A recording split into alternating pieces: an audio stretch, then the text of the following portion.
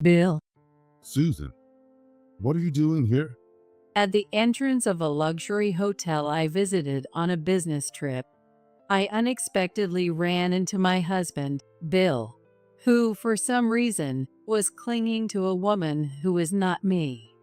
The woman gave me a triumphant look, and it was clear she wasn't a business associate. In that moment, I understood everything. With this realization, I knew I was no longer needed in Bill's life. I let out a laugh and said, "I'm sorry to interrupt you," as I walked towards the station. No, it's not like that. The woman's triumphant laughter and Bill's panicked voice followed me, but I didn't look back and just got on the train. As I watched the nightscape pass by the window, I thought about catching Bill in the act, but surprisingly, I didn't feel despair. I was going to live a different life from Bill. All I needed to do was take care of Emily. Before stepping back completely, I would do everything I needed to do properly. My name is Susan, and I'm 42 years old. I met my husband, Bill, during our college days when we happened to be in the same research lab.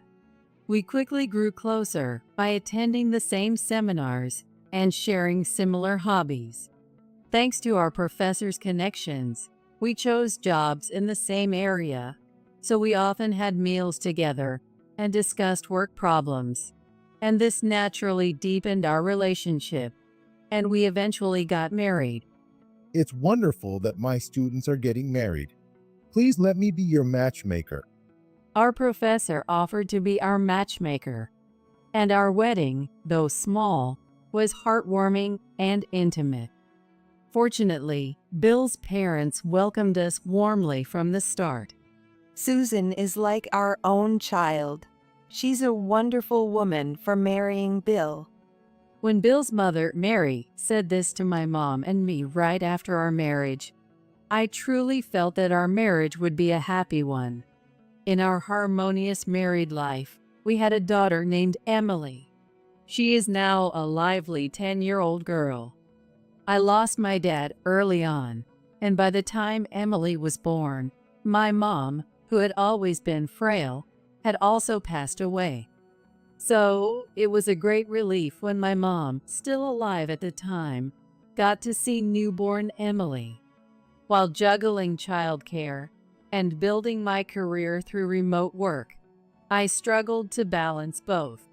There were times when I was put in charge of projects, making it a whirlwind of childcare and work.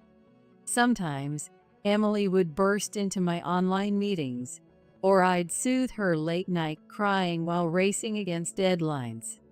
However, Bill's parents, Mary and Kevin, tirelessly supported us and helped take care of Emily, allowing me to manage both household chores and childcare.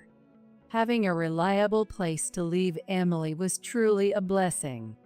I felt so grateful that I often sent gifts or travel vouchers to Mary and Kevin, but Mary would kindly say, "Raising kids is expensive, so don't worry about us." She always showed us such warmth after accepting the gifts. Bill was also extremely busy with his work, often returning home after we were asleep and leaving before we woke up. Even so, when he could take a day off, instead of resting all day, he would spend time with Emily. He played with her tirelessly and sometimes helped me prepare dinner. Working together as a couple, we raised Emily for 10 years.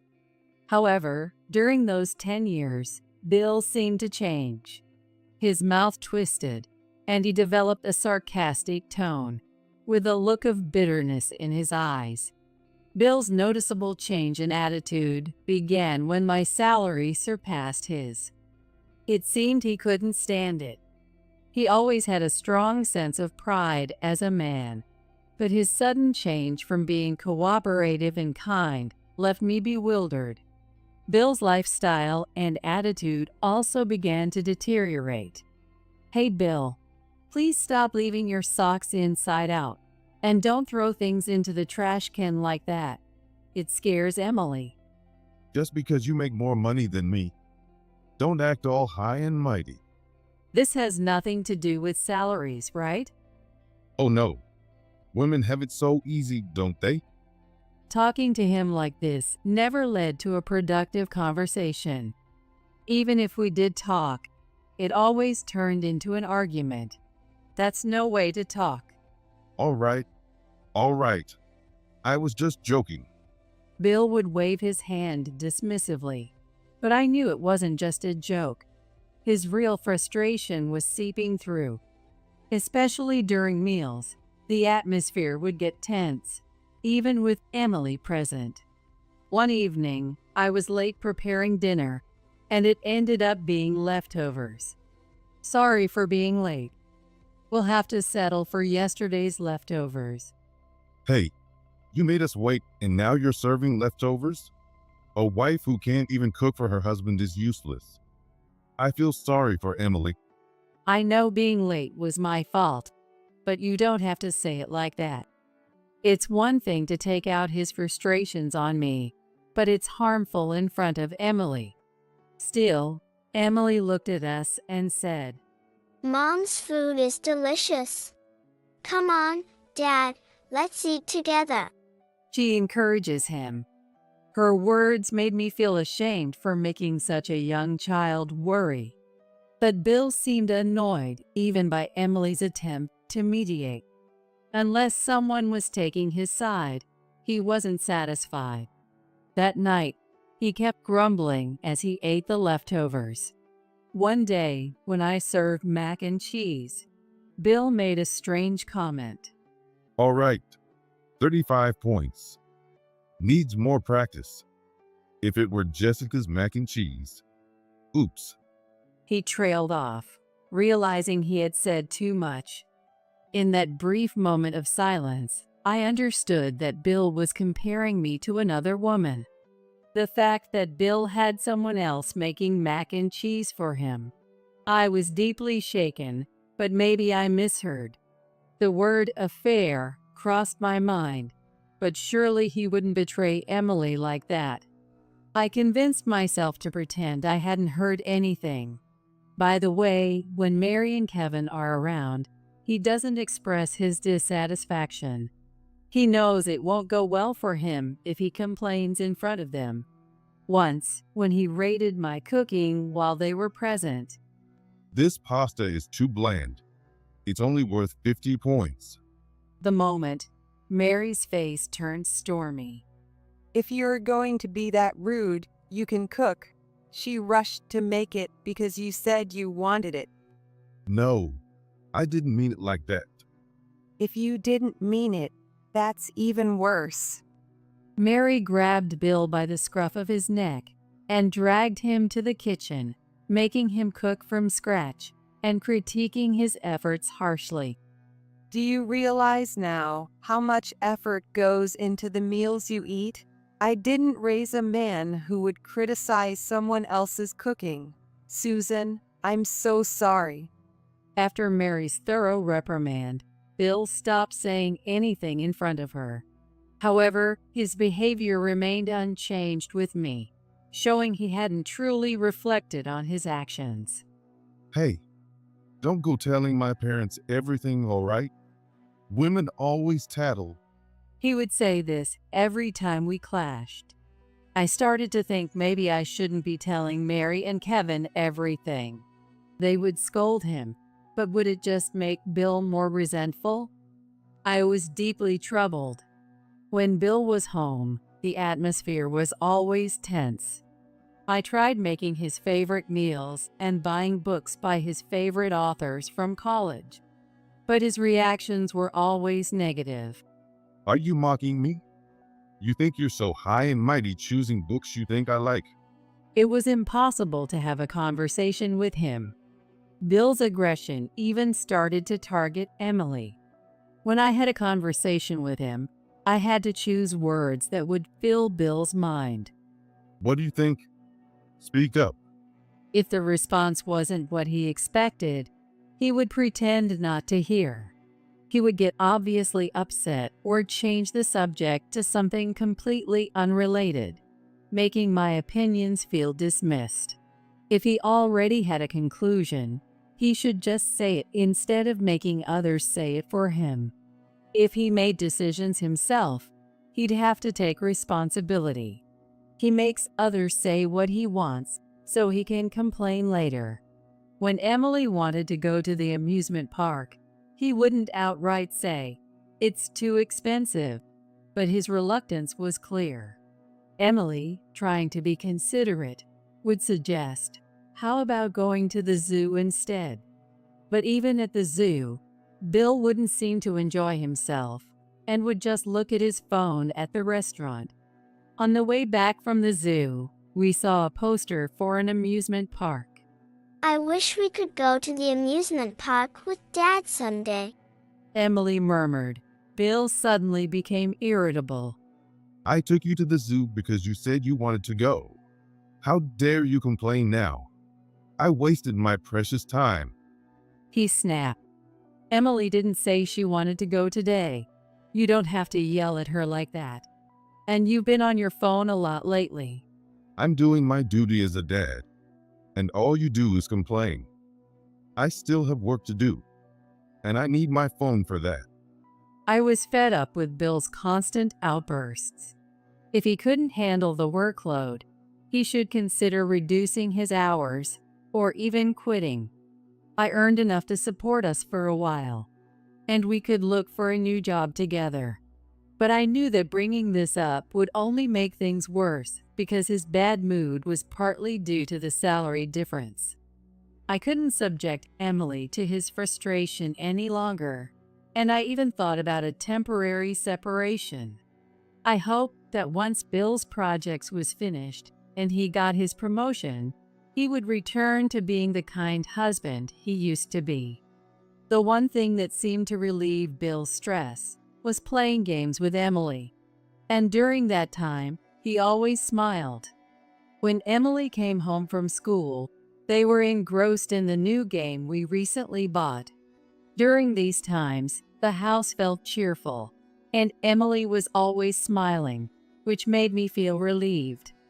Bill himself started to enjoy gaming, and even after Emily went to bed, he would often play alone. In front of the game screen, he showed a rare, childlike smile. If only this calmness could last, I would feel relieved. But reality was different. One day, I had to go on a sudden business trip to New York. Coincidentally, Bill also had a business trip and would be away. So I decided to leave Emily with Mary and Kevin. Emily usually looked forward to playing games at Bill's parents' house, but that day she wasn't her usual self and didn't even mention taking her game console. "Emily, do you want to take your game console?" She shook her head slightly when I asked. Not today, I guess. Emily usually looked forward to playing games with Mary and Kevin, so her unusual behavior worried me, but I had to leave for New York. "Please take care of Emily," I said as I dropped her off at Mary and Kevin's place. Mary welcomed her warmly. Don't worry, we'll have a great time together. You go on and have a safe trip. Despite her reassurance, I couldn't stop thinking about Emily. During a break at work, I called to check on her. Mary and Kevin had taken her to the amusement park. Emily is doing great. She's saying, "It's so much fun at the amusement park. We even rode the merry-go-round like we were kids again." That's wonderful. Emily has been wanting to go for a while, but we never got the chance. Really, we're making sure she has a blast today. Mary and Kevin were truly wonderful people. Feeling relieved, I attended my meeting in New York. After the meeting ended, I was preparing to head home when a colleague approached me. If you're tired, you should check out the luxury hotel nearby. It has a pool and is really relaxing. I hesitated, thinking I needed to pick up Emily soon, but I was quite exhausted. and decided to treat myself to a stay at the hotel. However, as I approached the entrance of the luxury hotel, I couldn't believe my eyes when I ran into Bill. Bill. Susan, what are you doing here? Standing next to Bill was a woman I didn't recognize, and he looked shocked, his mouth gaping. Who is this old lady? The woman looked at me, tilting her head in confusion. Bill was flustered. Oh, this is well. He stammered, unable to form a coherent sentence. Bill, explain this, I said, trying to understand the situation. The woman next to Bill seemed far too intimate to be just a business associate. My mind didn't want to accept it, but the situation clearly indicated Bill's betrayal. Oh, this must be your wife. Why don't you introduce me properly? What are you saying, Jessica? Hearing the name Jessica, everything clicked. It was the name mentioned during the mac and cheese argument. So this is what it was about.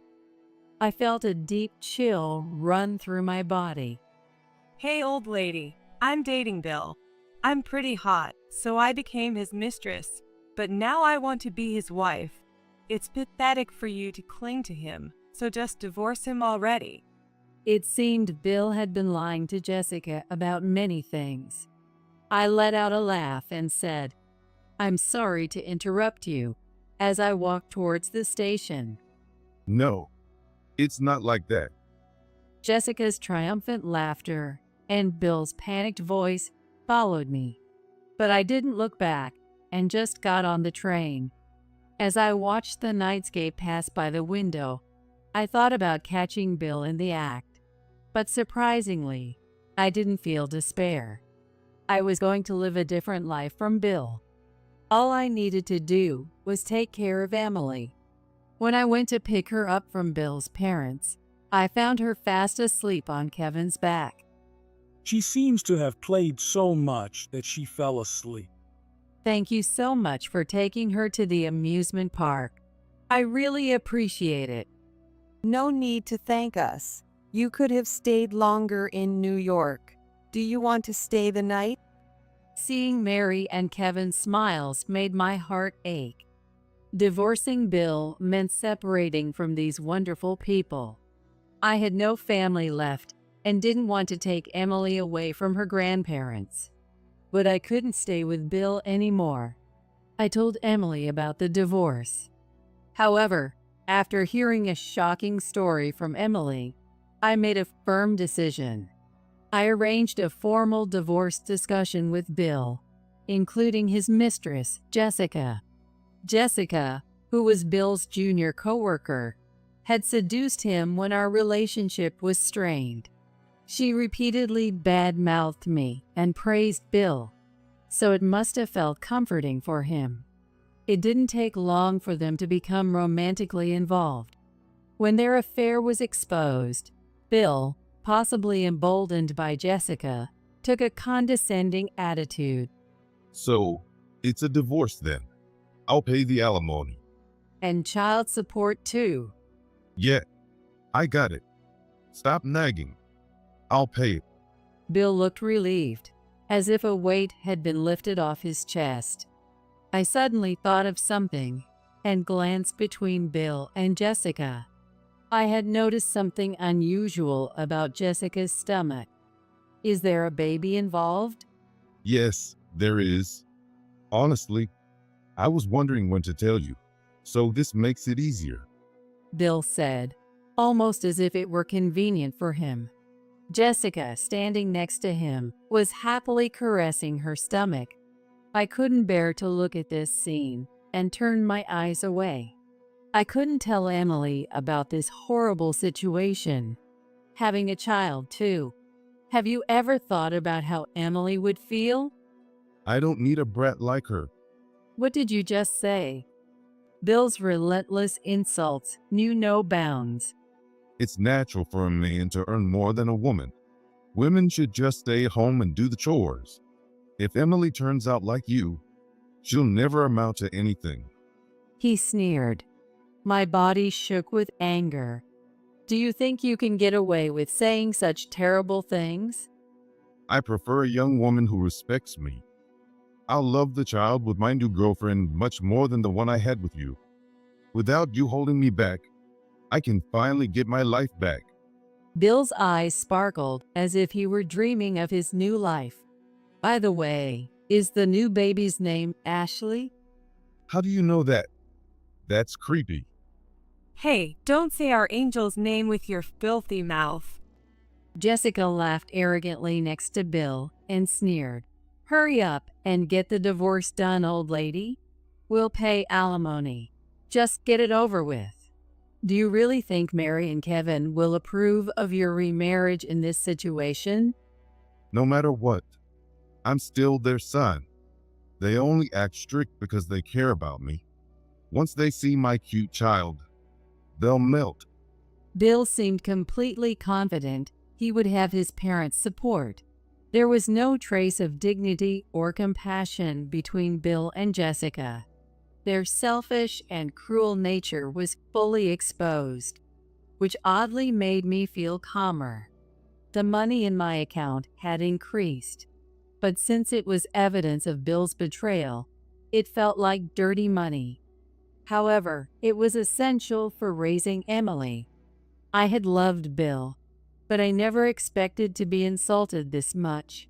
I considered letting Emily see her father one last time, but realized it would only hurt her more.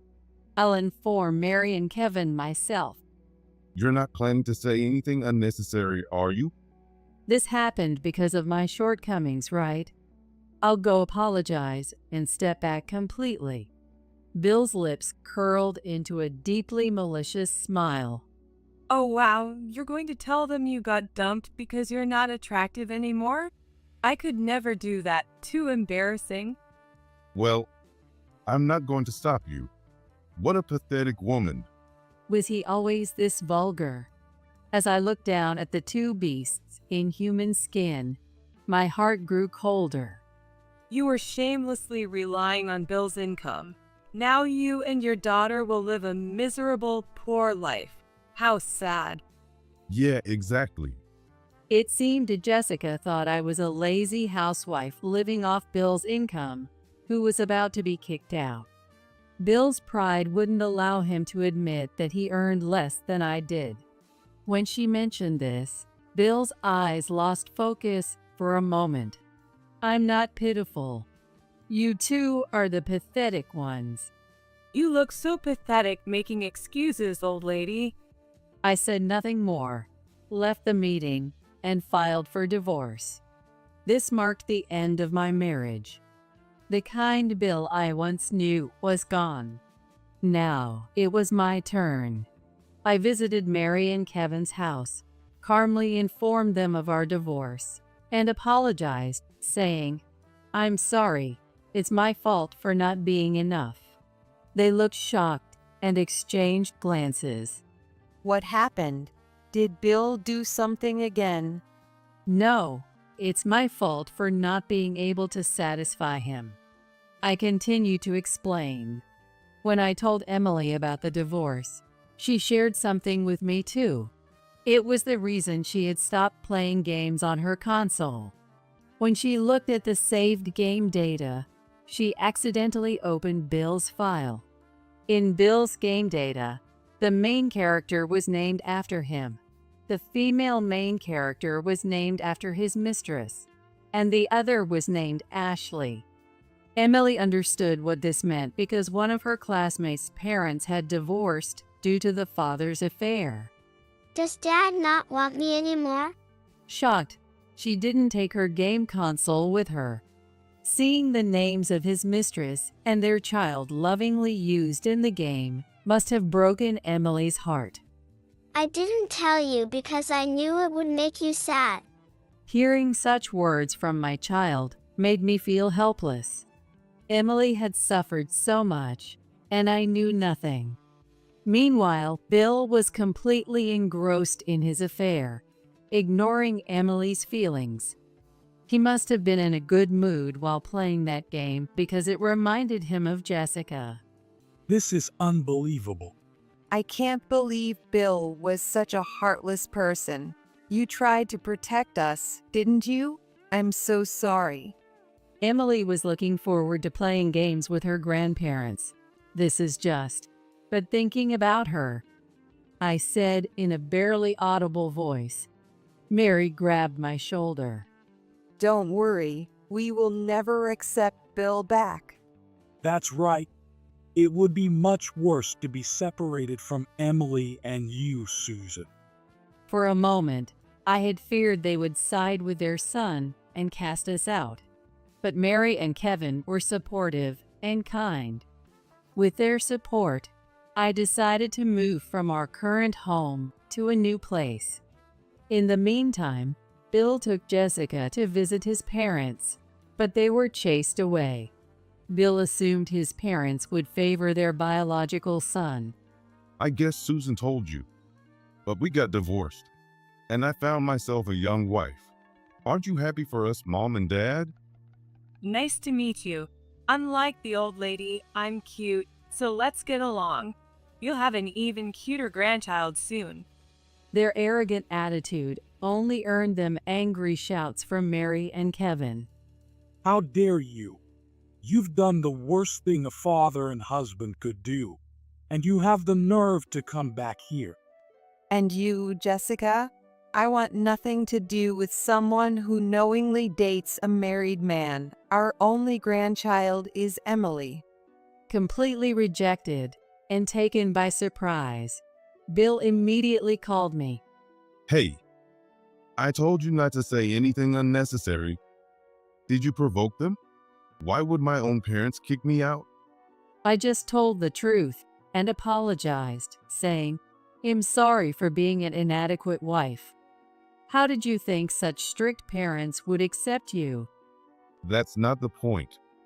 Without their help, I can't raise a child. How self-centered could he be? But I had no time to deal with Bill. I was on my way to see my old college professor. I'm sorry, I got divorced because I wasn't enough. I'm sorry for this outcome after you were our matchmaker. I formally apologized to my professor and explained the situation. You might meet his new wife soon. They'll probably come to introduce themselves. The professor was furious. Not only did Bill disgrace him, but the professor likely related to me, as he had married off his own daughter. If my daughter and grandchild were treated like that, I would never forgive it. You must not let this break you. I also told my colleagues from our lab days about our divorce. Soon, Bill was labeled as the heartless man who kicked out his family to be with his mistress and have a child. Bill's phone was flooded with messages, and he was blocked or cut off by many. Bill had been getting specialized work through the professor's connections, but after my conversation with the professor, those jobs stopped coming his way. He had originally received those jobs solely through the professor's generosity, and since they were his largest contracts, his income dropped significantly. He could barely support himself, let alone raise a child. Meanwhile, the professor recommended me for those jobs. You had better grades after all. How about giving it a try? Since Bill and I shared the same field of expertise, I could handle the work. I still had my usual remote work, so it was quite challenging, but it was rewarding to use my knowledge in this new job. Naturally, Bill was furious. Why should I lose my job over an affair? You set this up, didn't you? You were jealous of my work and planned to take it by making me have an affair. I was trapped. Unable to accept reality, he started making irrational accusations. At work, Bill had been arrogant, so they were grateful to have me take his place. To be honest, Bill always tried to shift the blame onto others, so we couldn't speak freely. Everyone is pleased with the change. Bill never took responsibility for his words or actions, always making others say or do things his way. and blaming them for the outcomes. His extreme tendency to blame others was remarkable. Even when things went his way, if the results weren't as he expected, he would say, "You suggested it, so it's your fault." This created a stifling work environment, and some people were driven to quit because of it. Bill, working freelance, lost his jobs from the professor and angrily stormed into the workplace. Moreover, he still thought he was the leader and tried to boss people around. "Oh, you're not involved here anymore. Please leave." What are you talking about? This place can't run without me. Don't change the manual on your own. You were pushing everyone too hard and creating a hectic schedule. I streamlined the process by cutting out unnecessary steps. Bill's face turned bright red as he listened to my response. It must have infuriated him to be spoken to so firmly by someone he looked down on. What are you talking about? I wasn't pushing anyone too hard. I was in a respected position. He was determined not to admit any fault. Watching Bill, with his red face and heaving shoulders, was almost painful. Then one of Bill's subordinates stepped forward and played a recording. Do you really think your idea would work in the real world with that brain of yours? I knew that idea was terrible. The failure is all your fault for suggesting it. The room filled with Bill's harsh words and blame-shifting statements. It was 100 times worse than what I had heard. I thought I might be the next one to be driven to the edge, so I recorded it just in case. That's not true. You said those things, not me. Bill raised his voice in desperation, but the glares from those around him were piercing. This is pointless. There's no reasoning with him. What kind of attitude is that? I'm your boss. Former boss, right? Please leave. If you persist, I'll call security. I promptly picked up the phone connected to security, and Bill stomped out of the building. By the way, after losing his income, Bill and Jessica had a falling out.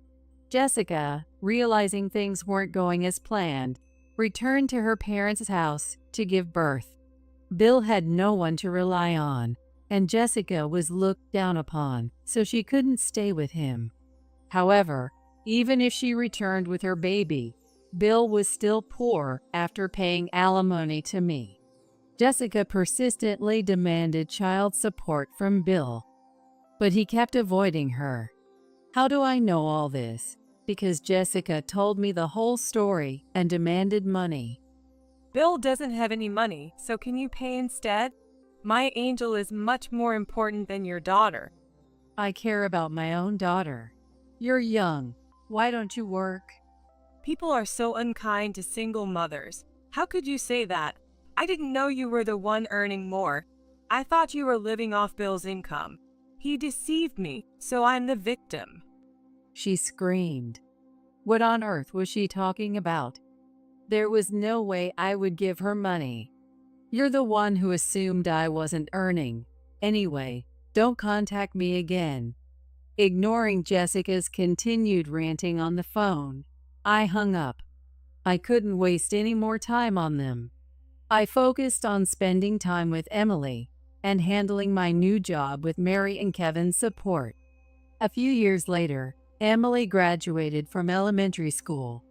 Seeing her at the graduation ceremony, I almost cried. However, there was an unwelcome guest at the entrance of the school. It was Bill. He looked very unkempt, with clothes covered in lint and a strange smell. He had an unshaven face and looked extremely unhealthy. Bill walked up to Emily and said, Emily, it's been a while. Dad, Don't you miss me? Don't you want me to come back? Please ask your mom. I hurried over and pulled Emily away from Bill. What are you doing here? You have no right to be here. Please, I'm at my limit. From what I gathered, Bill had been struggling to find stable work and had debts with shady lenders. He was being chased by debt collectors and couldn't get a job without a permanent address. He said any money he had went to food or hotel bills, so he couldn't save up to improve his appearance. That's your own fault. I'm not talking to you. Emily, if you just say yes, I can come back. Bill hadn't changed at all. He was still trying to make Emily say, "I wanted you back." Dad, What? Bill looked at Emily with hopeful eyes. I hate you. I never want to see you again. Emily's shout echoed. Bill was stunned, not expecting to be rejected. After the divorce, Emily's stress had visibly decreased without Bill around. Who would want to return to that pressurized life? That's right. You never did anything fatherly, so don't think you can just come back. Wait. I really have no money and I'm so lonely. Bill watched us walk away with slumped shoulders. I felt a bit sorry for him, but he was the one who abandoned us first. When I first discovered his affair, I planned to get the alimony and be done with him. But after hearing Emily's story about the game, I couldn't forgive him for the pain he caused her. This was for the best. Seeing Emily happily playing new game with Mary and Kevin, I vowed to protect this family.